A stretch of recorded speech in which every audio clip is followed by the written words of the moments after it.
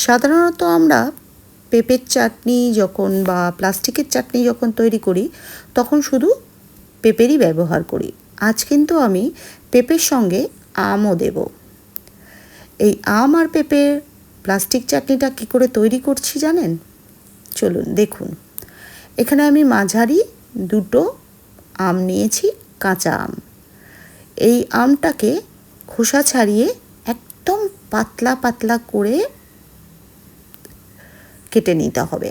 যদি এইভাবে কাটতে পারেন ভালো, না হলে হাতে কাটলে একদম মিহি করে কেটে নেবেন।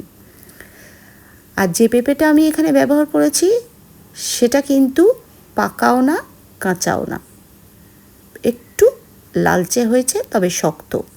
এই পেঁপেটারও খোসা ছাড়িয়ে ওরকম স্লাইস করে নিতে হবে।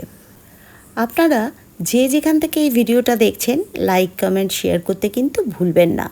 যদি ইউটিউব থেকে দেখে থাকেন তাহলে চ্যানেলটা সাবস্ক্রাইব করে ওপরে থাকা বেল বাটনটা একবার ক্লিক করে দেবেন, তাহলে আমি যখন যা ভিডিও আপলোড করব আপনাদের কাছে নোটিফিকেশনটা পৌঁছে যাবে। কড়াইতে 1 কাপ জল দিলাম, খুব বেশি জল দেওয়ার প্রয়োজন নেই। তাতে দিলাম নুন আর দিলাম 4টে লবঙ্গ। এবার জলটা ফুটে উঠলে তাতে পেঁপে আর আমটা দিয়ে চাপা দিয়ে দিলাম আঁচটা কমিয়ে।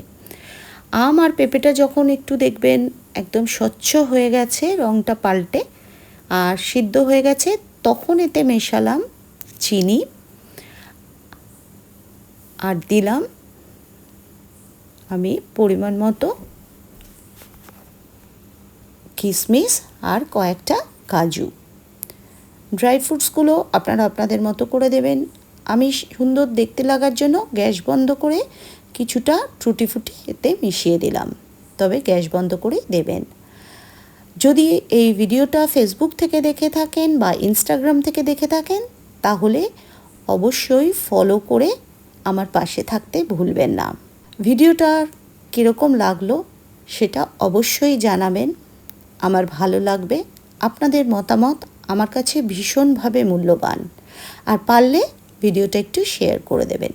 আপনাদের একটা শেয়ারে আমি কিন্তু অনেকের কাছে পৌঁছে যাব। এখানে টুটি ফুটির বদলে আপনারা কিন্তু আনার বা বেদানাও দিতে পারেন দেখতে সুন্দর হওয়ার জন্য।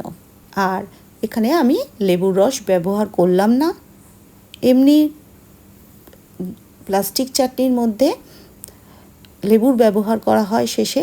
এখানে যেহেতু আমি আম দিয়েছি সেহেতু লেবুর ব্যবহারটা আর করলাম না।